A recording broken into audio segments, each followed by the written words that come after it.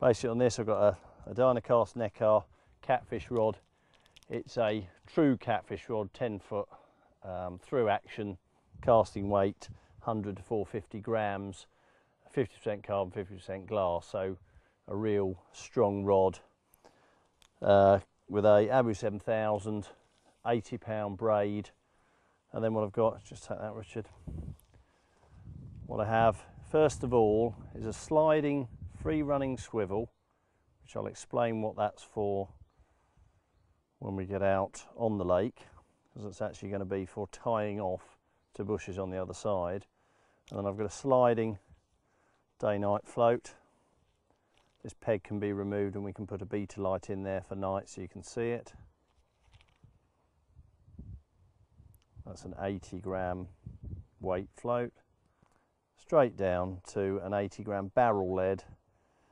Particularly for this rig, it's best to have an inline lead, nothing too fat that may twist around and tangle. A shock bead, 250-pound break and strain swivel, and then 120-pound Kevlar trace to a size 4.0 hook. As with all catfishing, the size of the hook really is driven by the size of the bait.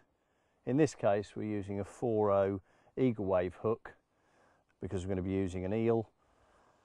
And with the Eagle Wave, the bend in the hook just tends to nick through the eel and it just sits on the hook and minimises tangles. Eels can be very difficult to use with this rig, and this hook, then it fishes very effectively. Pretty much tangle free, isn't it? Yeah, it's the same rig and float as I'd be using on a free roving float fishing eel rig.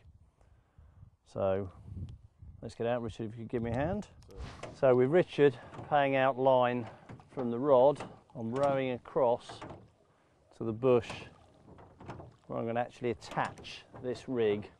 I'm rowing across to the snag, which is the bush behind me, that we'll be actually attaching this rig to with the weak, what someone calls a brake line, which will keep the rig firmly in place, and then we'll be returning to tighten the rod right up, keep the rig tight, and then I'll explain how we see the bites. Quite a fiddly job, certainly something that gets easier than a number of times you've done it. This is the bush that I had 2 hits on last night. One I bumped the fish and the other one the fish had actually struck at the bait and let go. Just going to ease in closer. We've now arrived at the bush I'm going to tie my bait to. Literally this bait is going to be fished pretty much in front of us. Richard's back there just holding the line.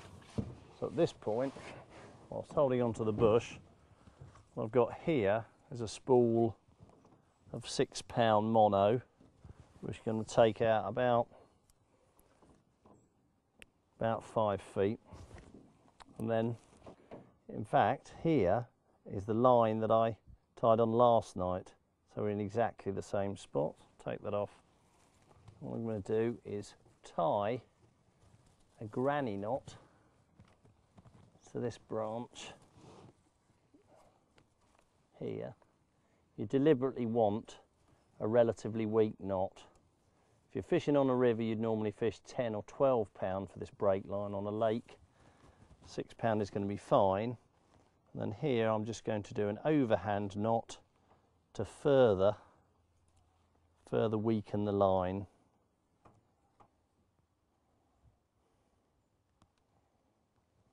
There, it's against my thumb.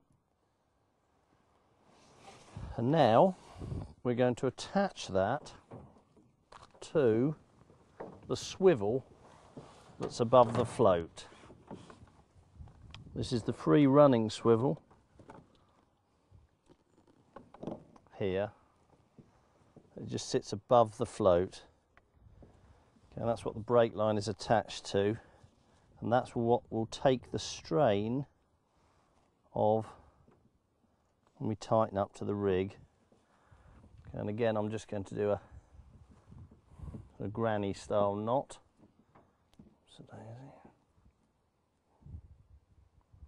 There we go. 3 times. Okay. And now we have, take it over my head. Okay. Now we have the main line coming in, attached to the float, and here's the float with the lead and the bait on, which will just pop over the side.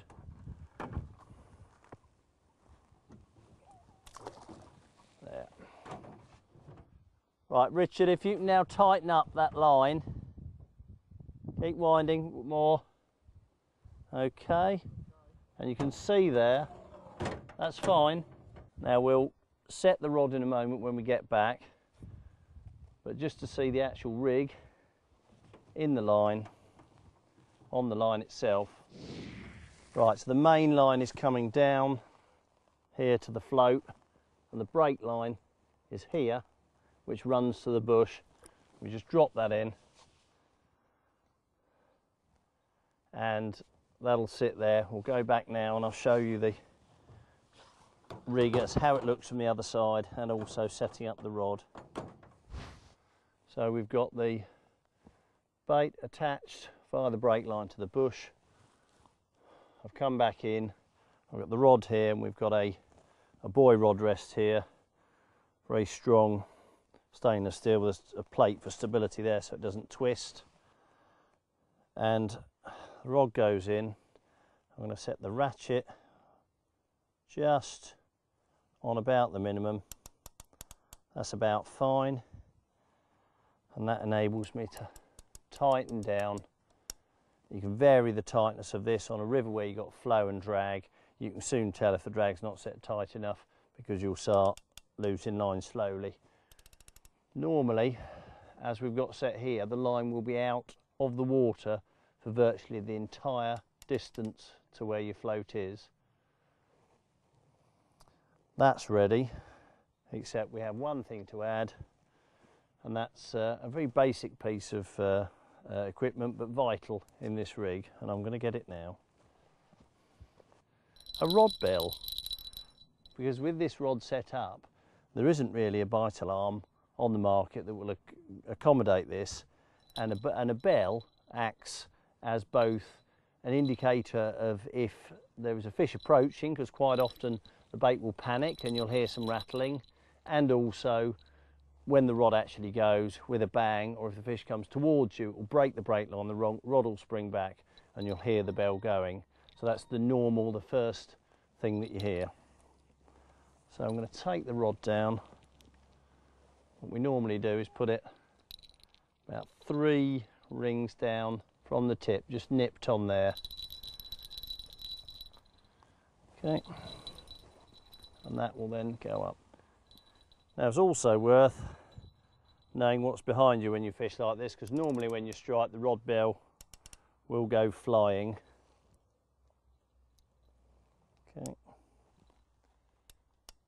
Multipliers are ideal for fishing this. You could in theory fish it with a bait runner, but it would be quite fiddly, or a fixed spool reel, it'd be quite fiddly. It's a method that works well with the rod back to the actual fish, beach caster style. And I'm very confident we're going to get some action on this, so